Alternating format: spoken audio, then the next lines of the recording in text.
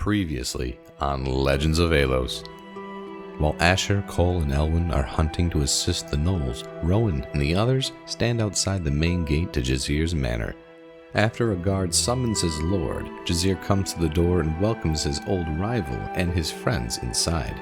They chat briefly for a moment, mainly on the quality of Falson's handiwork, before Rowan mentions the deal proposed to the Frost Gnolls, to which Jazir agrees, even if only to keep the peace. The party then departs to continue the remainder of their day, taking notice of the competitors awaiting the right tomorrow, especially those veterans that Rowan recognizes. As dusk begins to settle, the hunting party returns, successful enough in their endeavor. With everyone together now, the party wind down over conversation on topics such as what the group might start calling themselves now, along with how the participants in tomorrow's rite might best represent themselves, to which it is elected that personalized banners would be the best and simplest to produce so close to the tournament. While Briar begins to set work upon the banners, Cole produces the book on Von Salath that he had purchased from the bookstore earlier with her, and, considering the conversation about the frozen mountain with the Frost Gnolls earlier, all are eager to learn what they can about the destination, especially if they intend on venturing there and returning as well. Its contents do not bode well on their inevitable venture, as the tome supports the frigid tundra that is the landscape around the volcano, along with stories of the ancient progenitor elvish race entombed within the mountain, and of an icy entity birthed from the depths below the volcano's gelid caldera known as the Ice Atronak. There is, however, a positive note in that it does also reference Aurelia's people, the Von Meen, or Snow Elves, though it is sobering in that current events bring to question what is occurring at the mountain, considering the Frost Gnolls fleeing from it, and the cold would make it nigh impossible for them to make it there unscathed. It is then that Ella, after being asked what she might know, displays the fountain of knowledge that she is, speaking on matters ranging from ancient studies on the history covering the divergence in the past, to the stories surrounding the wolf of their house and of the sword Rowan carries. The breakthrough for their venture north, though, is in the utilization of certain gems of either negating cold or inducing warmth that could sustain a mortal across the Arctic tundra, gems that the party already have a small quantity of, even if some are affixed to Dom's gauntlets currently. Regardless of the sacrifice of the gems, Karun and Asher alone would be able to imbue the group's equipment with the elemental resistance effects they would provide. Now knowing of a potential solution to the Arctic temperatures of the north, and with Briar well underway to completing the banners for them in the morning, the rest of the party bed down for the evening to get a good long rest before the rite the next day. The morning comes, and with it, anticipation, as the essence of the rite can almost be felt in the air. Briar unveils the finalized banners before they all make their way to the tournament grounds.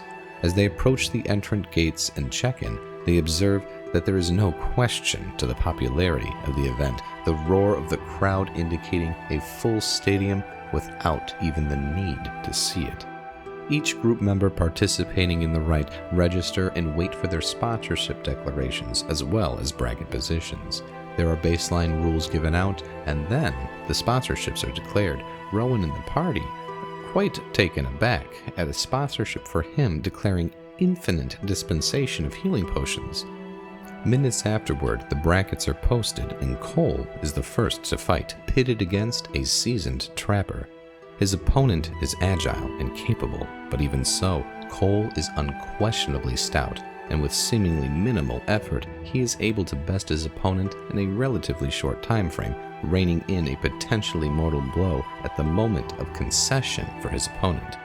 With Cole's bout being such a decided victory, it is of no surprise that Elwyn's bout is beyond said measure in both time and effort spent by the towering barbarian, even against the grizzled veteran Varshek, a multiple winner of rites past. It is unfortunate for the prior champion, however, that were he not so driven to win, then perhaps Elwyn would not have had to pull enough strength from his reserves to cleave the man in twain, far beyond the aid of any healer known in the common world. Though tragic that a life so storied is lost, the crowd revere the sacrifice Varshek made for the sake of the right and honor his spirit as he passes to the next life. Elwyn is cheered for his masterful performance. This eases the concern the Gargantuan man has at having unintentionally bisected his opponent. Before long, Rowan's fight finally comes, and almost poetically, it is a rematch against his old rival, Jazir. The fighter meets his challenger out in the arena, the Lord of the North brandishing his longsword, Rowan igniting his flame tongue. After the initial theatrics, Jazir plants his sword into the ground before extending a hand outward to shake, to which Rowan reciprocates. Jazir then proceeds to apologize to Rowan for not being forthright with his intentions and asks that Rowan trust him. At this, the gates in the corners of the arena open, and many elvish soldiers, clad in armor vibrantly patterned in red and gold. It becomes apparent that these are Tailmine, Sun Elf forces, and Jazir urges Rowan to comply and give them the sword, his family sword, Lymeal's blade. As an individual from the army approaches who stands apart from the rest, their commander in King Kethriel. Along with Kethriel, Rowan's parents and Evelyn are now present on the field, the three of them held captive by Tailmine soldiers, obviously as collateral against Rowan. Kethriel insultingly greets the half-elf before posing his demands upon him, threats of utter annihilation to him and all around, not beyond the scope of his malice. Rowan is torn at the position he is in, especially after looking at his mother's reaction, though she eventually does tell her son to comply, seemingly knowing that there is no way else that would not end in the deaths of all in attendance today. Rowan, after having insisted upon the safety of his loved ones and, at the behest of his mother, relinquishes Lymeal's blade to Kethriel, who upon taking hold proceeds to exclaim the true power of the Sunblade, a power Rowan surely has no knowledge of, let alone ability to wield. At this, Kethriel activates the sword and it becomes a blade of radiant energy.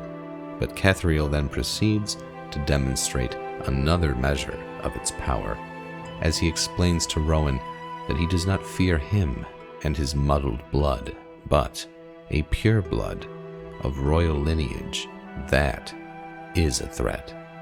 He levels the sword as radiant energy surges down into a small, focused point of light. The party members are helpless to intervene. Kethriel releases a beam that strikes through Ella's chest, and in an instant, she falls lifeless to the ground. Falson, Rowan, no one able to do a thing to stop Kethriel. The Sun Elf King then deactivates the sword before mockingly disregarding Rowan once more. And it is from here we shall continue the story of the Legends of Aelos.